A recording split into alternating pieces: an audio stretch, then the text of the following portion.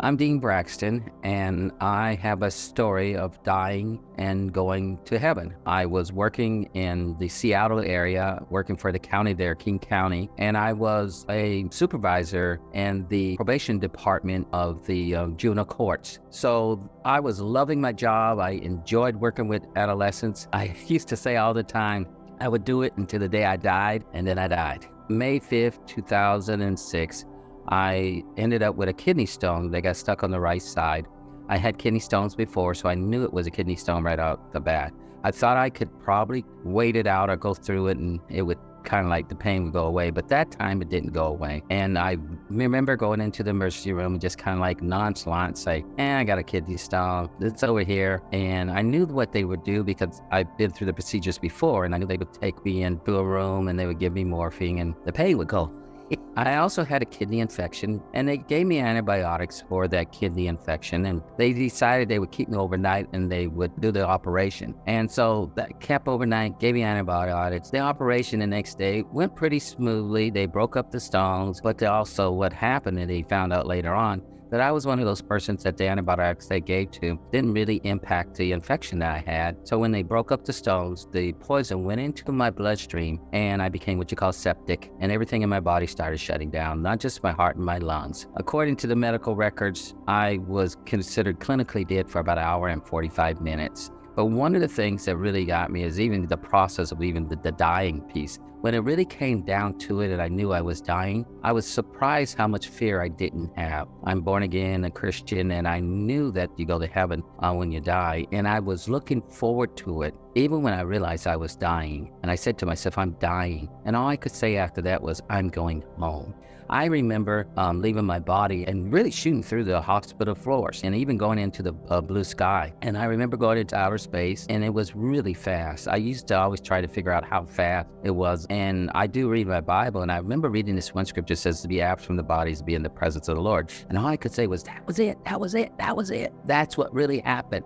I was moving that fast. I always say faster than a person could blink their eye. By the time the top eyelid hits the bottom one, I was already in heaven. That's how fast it was. As I was going into that realm, and I remember seeing before me that they saw like a light at the end of the tunnel because it's really dark in this one area there. And I can remember it wasn't a light just like at the end of a tunnel. To me, it was like a window. It looked like a window. I'm not saying it was a window, but that's the best way description I could say. As I was going toward this light that was before me, it looked like a window. I remember when I came in through that window, oh man, everything was right. There was nothing wrong. It was peace. There was nothing that would agitate you there, nothing that would get on your nerves. And the thing that got me more than anything else is I fit. I didn't know how out of place I felt before until I went through this experience, because I went in and I fit. I knew I was welcome there. Everything in heaven was welcoming me there, everything. I'm not just saying God Almighty or Jesus Christ or the Holy Spirit. I'm saying everything in heaven literally was glad I was there. And I felt it by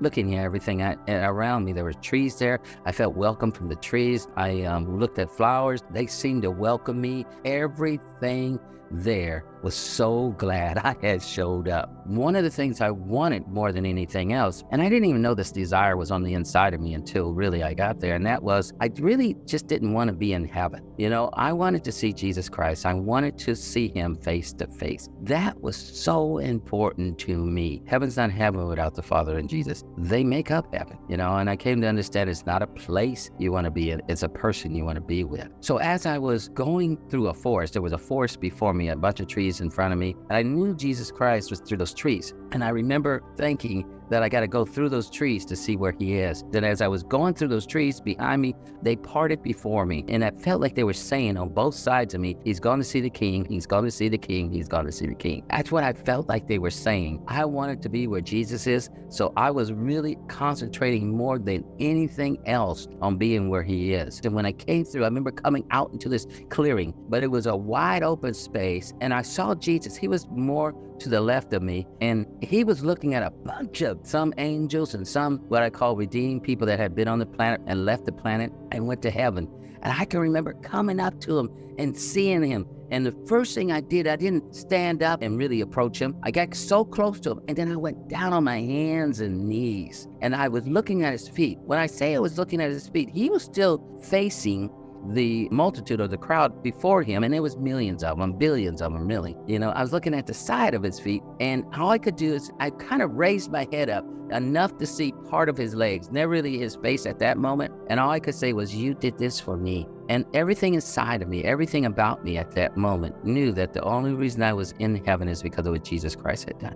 Everything was so grateful in my being that he had done that for me, that the next thing I could only do was say, "Thank you, thank you, thank you, thank you, thank you, thank you, thank you, thank you, thank you, thank you, thank you." So I'm thanking him, and as I'm thanking him, I stopped, and then I said, "Oh, the only reason I'm here is because of what he had done." Mentally, I knew he had done it for everyone, but personally, I took it on as so personal that you not only died on the cross so that I could be here, but you created all of heaven just for me. I don't want to say I was being selfish, because I wasn't, but that's what I felt like. He had done it just for me. For then I started looking up his body. I looked up from his feet to his ankles loved me. I saw his calves, they loved me. I saw his knees, they loved me. Everything about him I looked at loved me. His hands, they loved me. And then I got to his face, and he looked at me. And this is what really, one of the things that still to this day is one of the things I'll go back to every once in a while and just grab.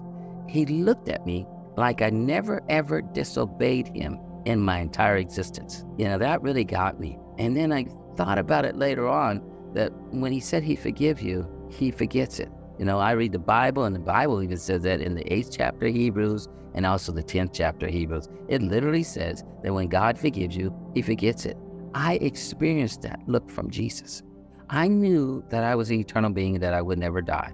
My body died, but me, the real person on the inside of this body, will never die. The love he had for me would outlast me. It can't outlast me, because I'll live forever. After that engagement with him, and he downloading some things inside of me, I call it downloading like a computer. He looks at me and he says, "No, it's not your time. Go back." But like that, that's how he says it. I was kind of okay with it. And I remember I didn't go through the forest after that to go back to where I came into heaven. I went over the forest.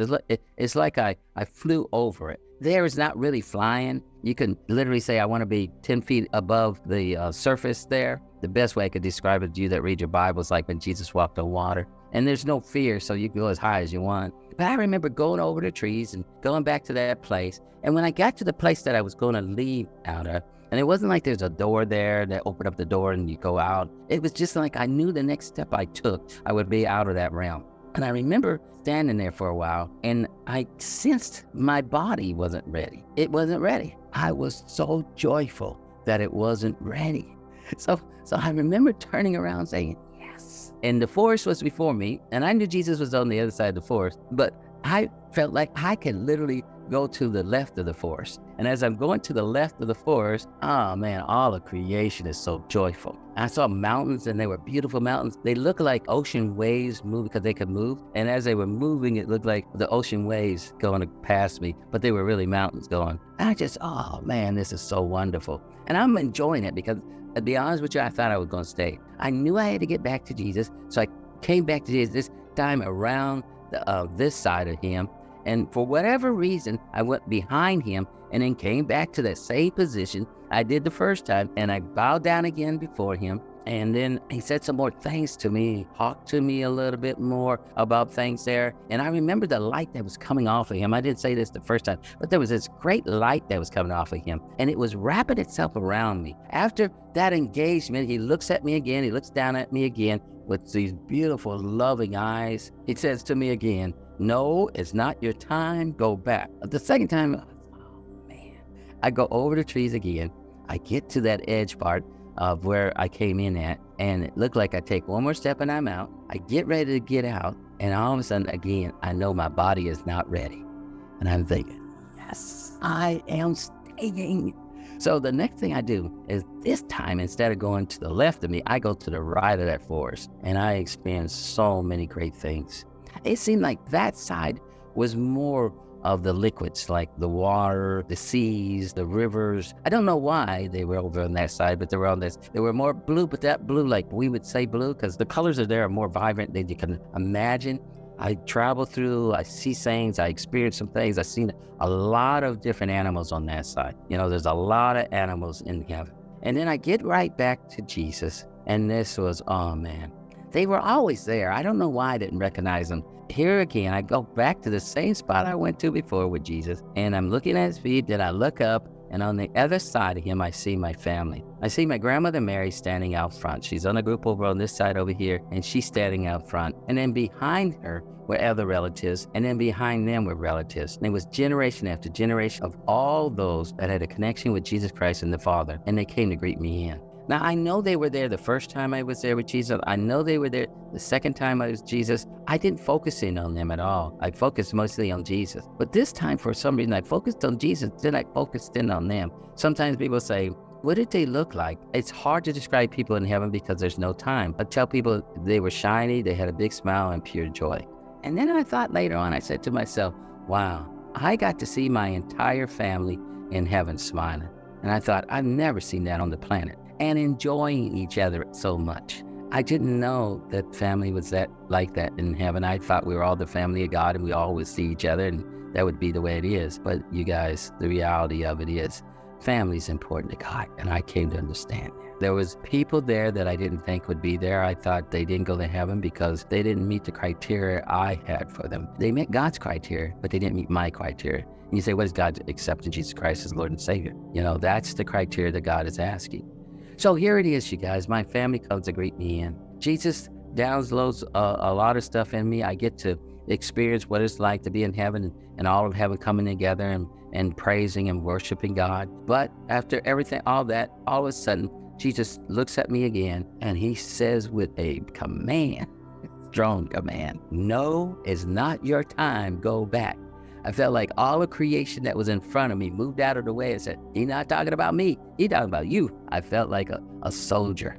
You know, I used to be in the Air Force. I felt like a soldier. I felt like I went, yes, sir. You know, that type of thing. And then I got ready to leave. I felt like he was saying, I need you there more than I need you here. That's what I felt like. He didn't say those words, but that's what I was feeling. That's what I was sensing. And my grandmother Mary is there, and she looks at me as he's saying this, and she says, bring as many of us back with you as you can.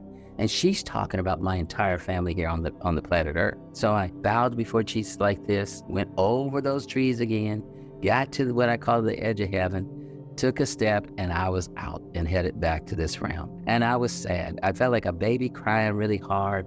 I remember coming into the hospital room, hovering over my bed where the body was. They had really stopped working on me and started putting things away. The doctor even said he was signing the death certificate at that time. And I remember, I don't know why I did this. I looked at my body, it was down there, I looked at it, I came in and hovered over it, and then I turned over and went into my body like that. And the doctor saw I was up, the heart monitor go, beep, beep, beep, beep. Started beeping. They started coming back over there. They intubated me, put the tube down my throat. You know what that's all about. They get me breathing again and all that type of stuff. You know, I didn't really want to come back, but I felt like he was saying, I need you there more than I need you here. And how did I change? I look at things from an eternal point of view. I don't have the same grasp as I did before on things. And what I mean by that, holding on to things, is not that I freely let them go, because I know we need them here on the planet, but if they go, I don't grieve over. My wife could probably tell you more of the changes because she saw the difference in him. But that's the story. And there's a lot more I could say, but that's the story that I get to share with you. I hope you enjoyed it. I had a good time telling it. Hi, I'm Wendy Harrington, and today I'm sharing my near-death experience that happened in 2001. But I want to start 2 years before that, because what I find fascinating, one of the things I find fascinating, is that the illness that I had that led to the near-death experience was there 2 years before it manifested. And what happened was I was married with 2 small children, and I had met and fallen in love with somebody else.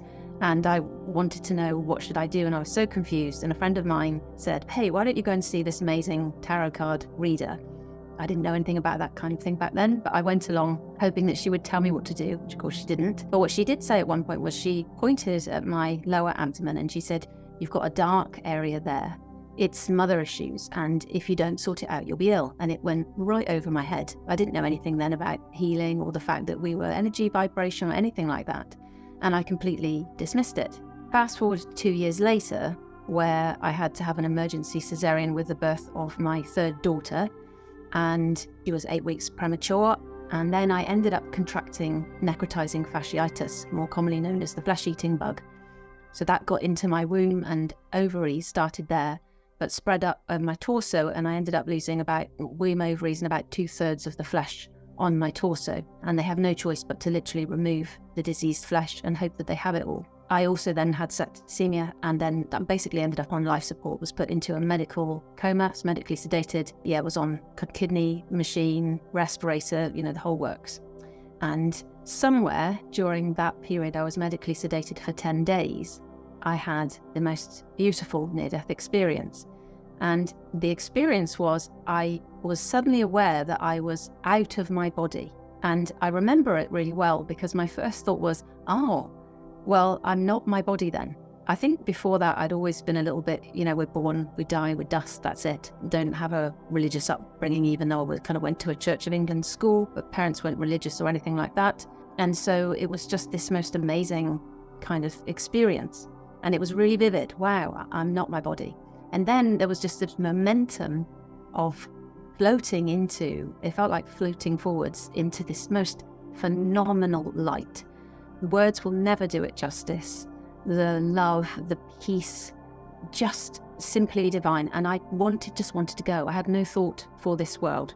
I had no thought of my physical self. I had no thought that I just had a baby. There was nothing like that. I was just happy going into this light. And I could see these forms beginning to take shape ahead of me when all of a sudden I felt a tug on my arm, and I looked back and it was my husband. And I tried to pull him because I just really wanted to go and I wanted him to come with me, and he would not budge. And I kind of jolted to a stop. And then I heard telepathically, if you come, you must come on your own. And I didn't want to leave him. And so that momentum immediately decided with that decision, and I came back into my body. When I was woken up from the sedation, the things I found out were that my mum and my husband had been physically holding my hand virtually the whole time that I was medically sedated. And that's always made me wonder, did they, would I have gone had they not been holding my hand? So that experience was unlike anything else. It was so vivid. It has stayed with me, for all these years. It remains with me. And the next thing that happened was I came home after 3 months. Not long after I'd been home, it felt like I got woken up in the early hours of the morning. It was about 5 o'clock. I was wide awake and I just had a sentence in repeat on my mind, and it was just repeating itself over and over and over. In the end, I got up and I thought, I will just get up and write it down. And as I wrote it down, I heard the next sentence and the next sentence. And I wrote this piece of writing, and it was like taking dictation. It was like someone was giving it to me. Sadly, I don't have that piece of writing anymore. But fundamentally what it said was, there is love and fear, and everything else is in between. And that as humans, it's really important that you choose love in order to have a different experience. And there was lots of other amazing information in there, just pointing out, you as humans do this and you hurt yourselves, and you do this and you hurt yourselves. And it just made so much sense. And then there was a moment where I was writing and I was just, like, yes, yes, yes, yes. And all of a sudden, from the pen flew, all is perfect in God's plan. And that stopped me for a moment, because at that point, I didn't believe in God, and I certainly didn't believe it had a plan. But everything else was so on point and so true and resounding so deeply in my heart and soul. That sentence also stayed with me because it was coming from the same place. And what I took from that was, I decided to be as loving as I could and to function from a place of love. That was the decision.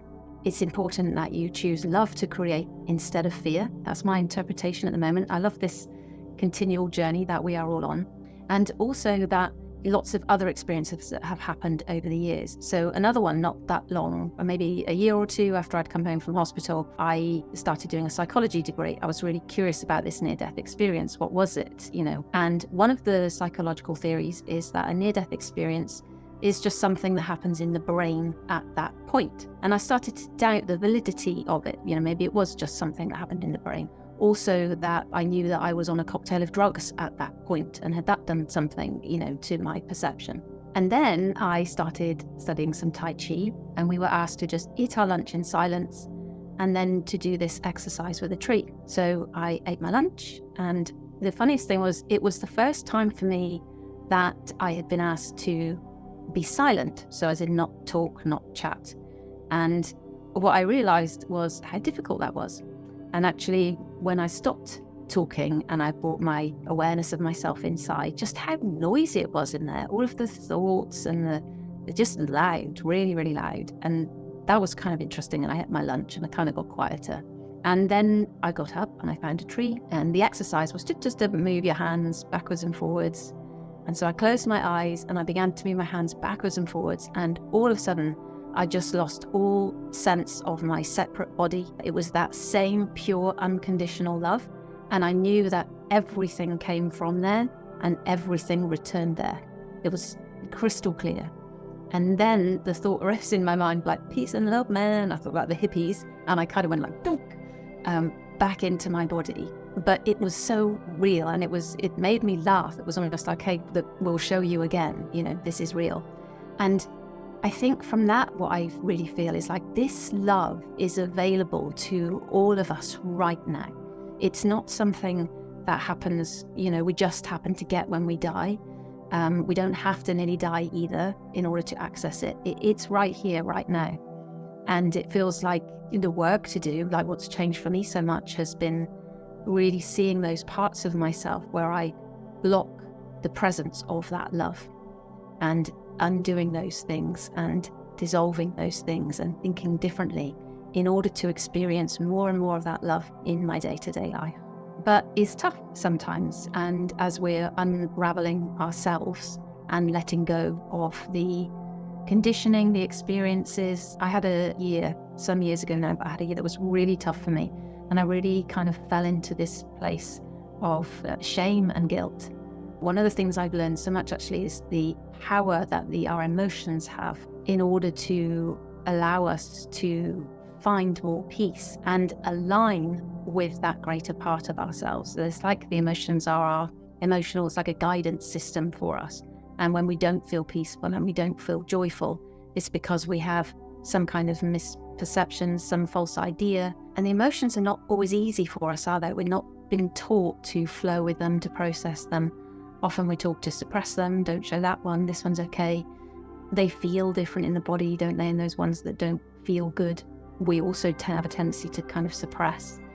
And so there's been lots of learning around that. I had an amazing time where I went to India and had the pleasure of learning emotional processing. And that was just so powerful.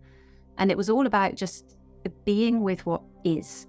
So total acceptance of what is, non-resistance, no judgment. One of the greatest gifts, I think, is when you can come with a curiosity and a lightness to yourself, because we're pretty crazy. We're pretty crazy inside ourselves and the things we've been conditioned with. One of the things which always highlights that for me was I have some very graphic photos of when I had first been ill, because basically what happened was the surgeons took me in, they removed the flesh, took a photograph, and then they showed my immediate family, so my husband and my mum. They said, look, this is what we've done. I mean, I can't imagine what that must have been like for them. But they said, you need to see it, because as she gets better, she's going to look to you, and you need to be, seeing it so that you can share and see the improvements, so that, that can help Wendy to embrace it as well. Now, there's one picture, I didn't see those ones for a long time, but I did see another one, and that one has what they call a vac dressing. So what they did was they removed the flesh, and one of the first things they did was they did a big vac dressing. So it's like a back kind of sponge, and then they wrap it, and then that sucks away the toxins. So the image that I saw was of my body, kind of top of my thighs up to sort of here, and this whole area back. And the very first thought I had when I saw it was, oh, look at the size of my thighs. And I watched that thought and I thought, my gosh, aren't we insane? Like, one of the things I'm really passionate about actually is body image. And like, I love this body so much now. And I didn't used to. And one of the things that I had always had an issue about was the size of my thighs, and they should be smaller, and etc. And it just struck me as absolutely insane as I looked at that image, like that was the first thing I saw. Not like, oh my God, look, I've 2/3 of the flesh on my torso's gone. Isn't it an absolute miracle that I have survived and lived? No, it's look at the size of my thighs. Just insane, isn't it? So I think there is so much in us, and all of that kind of thinking blocks our experience of the presence of that love which is there right now. And we are loved so, so, so much. As I was saying, there was a year that was really tough for me, and I just went into guilt and shame and self-hatred. It was a really, really tough year. But I reached this point where I just felt so terrible about myself. I couldn't imagine ever feeling any better.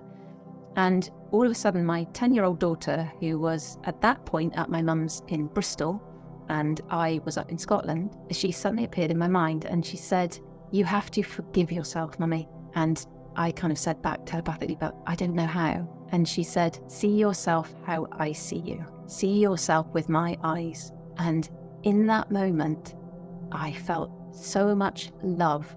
And I know that that is the love of God, this pure love, source, the universe, whatever you want to call it, and completely non-denominational. And I knew that that was the love of source, God, the universe, whatever words you choose to use, that incredible presence, that love. And the thing that came to mind was like, wow, I could kill everyone on the planet and I'd still be loved. And I think what that was just showing me is there is nothing so bad that we can do that means that we are not loved. Like, everything is forgiven. And so one of the key practices, which is so helpful, is forgiveness. In forgiving of ourselves and forgiving of the world is always instant peace. Like, we are so, so powerful, and we can realize that now, and we can experience peace and joy and bliss right now. We don't have to go anywhere. It's not when we die, it's now.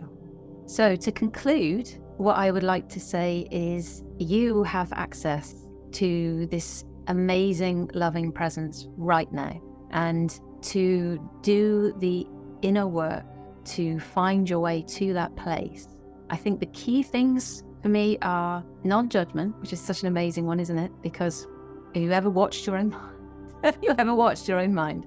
I spent a long period of time where I was just watching my thinking. And I think it's about moving the intellectual concepts into a lived experience, because I think there are a lot of spiritual concepts which many of us know, and because we know them intellectually, we think we know them, but there's a deeper level of knowing that arises. And so to know that you are not your body, you are not your emotions, you are not your mind, you exist beyond all of that. And to open yourself up to that, that you can start to witness the things that are arising without giving them all the meaning that you have. Everything has the meaning that I have given to it. And when you really grasp that, it means that you start to release the grip on the meanings that you've given to things, that in order that you can actually see the reality of them. Because I think when we choose to be loving, and we're choosing forgiveness as forgiveness of ourselves, forgiveness of others, and that we get the choice when we start to see that there are two aspects of self. For me, I experience two aspects of self. I experience what I would call my little self, my egoic self, the personality self, the bit that's trying to get love, doesn't feel good enough, nothing's ever enough, unworthy, needy, insecure, all of those things. I experience that. And then I also experience this part of me that feels like it is just witnessing what's arising. And then that experience is peaceful, blissful, joyful, non-judgmental, loving of all things. And I think it's the choice that we get to make that choice for that aspect of yourself. And I think my experience has been, and I don't think I'm alone in this, I think it's very common for us as humans, is we are so attached to the personality self, to the idea that we're a physical being. And that's part of what keeps us having a limited experience of ourselves and suffering. When you feel amazing is when you are in alignment with the truth of your being, the true you, the real you, the you that is just pure love. And that's what we all are. And I will leave it there. Thank you so much for listening to my story.